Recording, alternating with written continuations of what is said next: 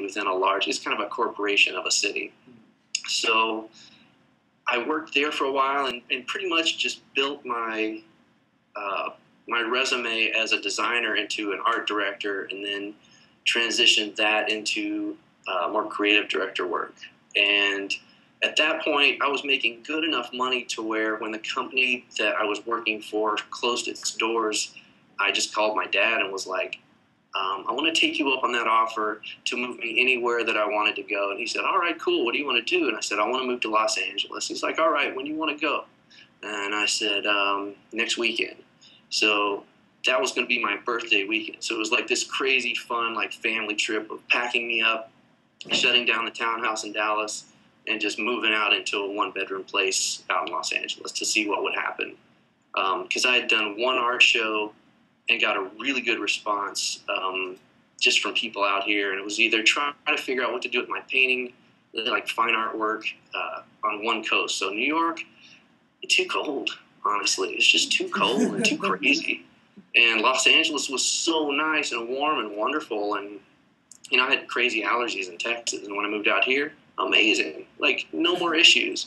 Everybody's really health conscious and you know, fairly polite if you're in small groups and not in traffic. But it did really fit my idea of what my lifestyle was and what I wanted to accomplish. And it's really worked well for the past almost 12 years. Wow, yeah. By the way, anybody can interject. It's kind of a loose. You guys don't have to wait for me to cue you if anyone wants to jump in with a question. Anybody have one now? Yeah. I know that art, like making art and illustration, can be a pretty solitary thing. How do you avoid kind of getting stuck in a rut where you're just with yourself and your own ideas? Oh yeah, that's right. I forgot we were talking about illustration. Yeah, so right out of Dallas and moving into LA, I had a couple friends that were directors in the music industry.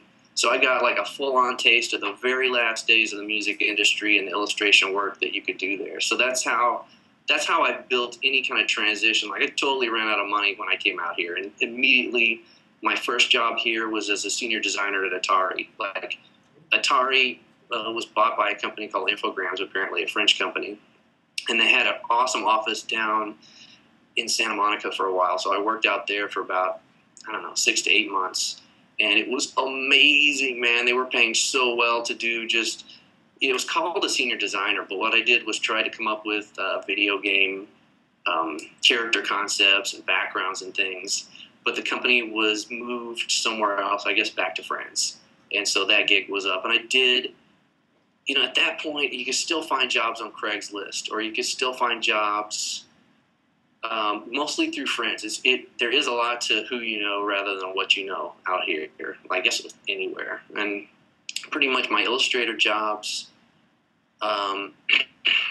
they came through people I had met, or just like chance encounters with someone that I would go out to a bar or a restaurant and end up just talking to somebody next to me, or just somebody random at the bar, and they needed something for their flyer, or they needed a new website, or one of my friends was an actor, and one of his friends wanted to set up her website. So, if she had money, then she would pay me to do like all these paintings that would eventually be incorporated into an interactive design. So like a lot of stuff like that would happen.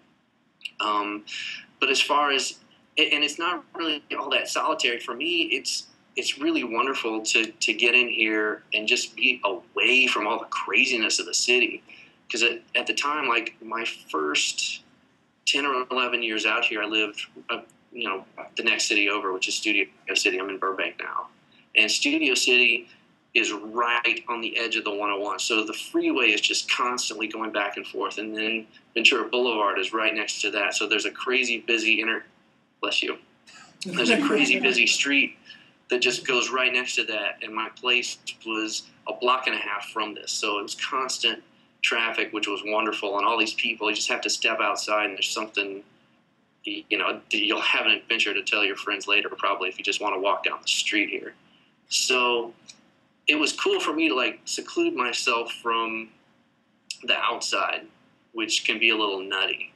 And I have a lot of friends out here that are either artists or at one point they were actors, designers, just, I don't know, everybody's pretty cool. So depending on the core group of friends that you end up with, you'll find yourself in situations that hopefully will, enrich the kind of life that you want. And I like to show up and be, interesting, or try to listen to something interesting on occasion, but I prefer to paint or write or, do those jobs, the illustrator jobs. And if you're more open to just shutting yourself off and getting it done as an artist or an illustrator, that's pretty much what's going to be demanded of you, because jobs come down, and if you're ready to take the job and take the money, then you'll get hired sometimes.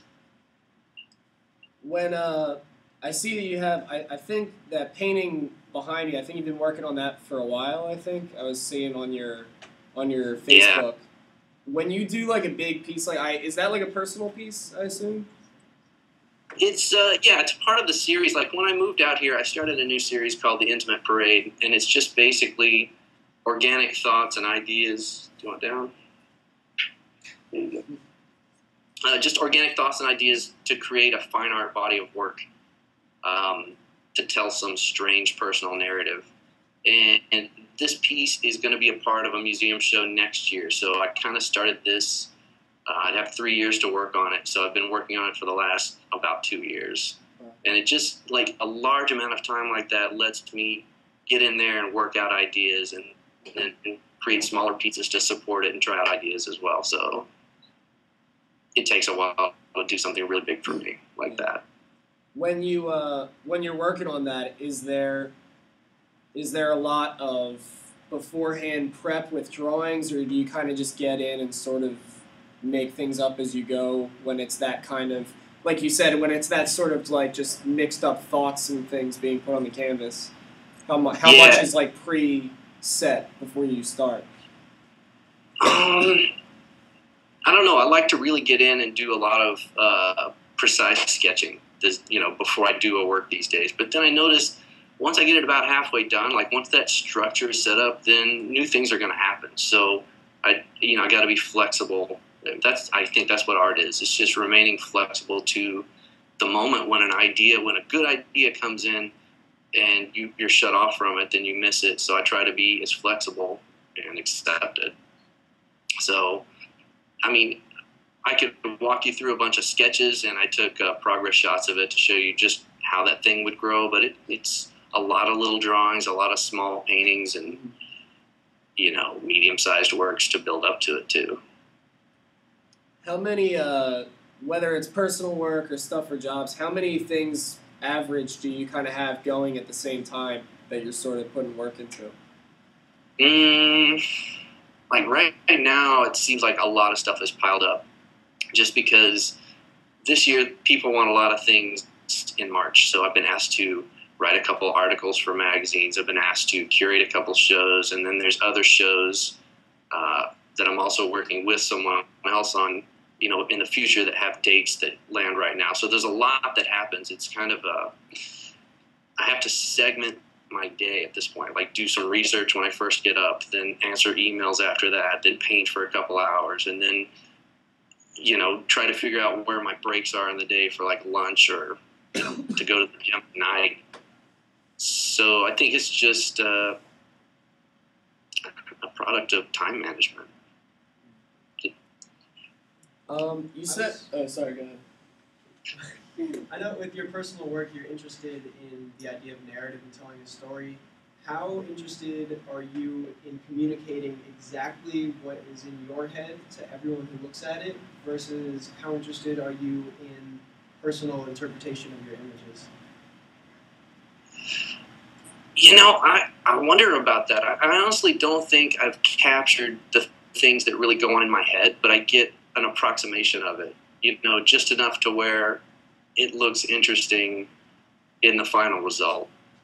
I think it starts out as that idea that I like or that I can see in my head, and then it just, like I was saying, I have to be flexible to see where the idea goes because it grows. It's not just one thing, and the ideas I see in my head are also constantly growing and changing. So I try to take a snapshot of one thing that I think would be good, and then other things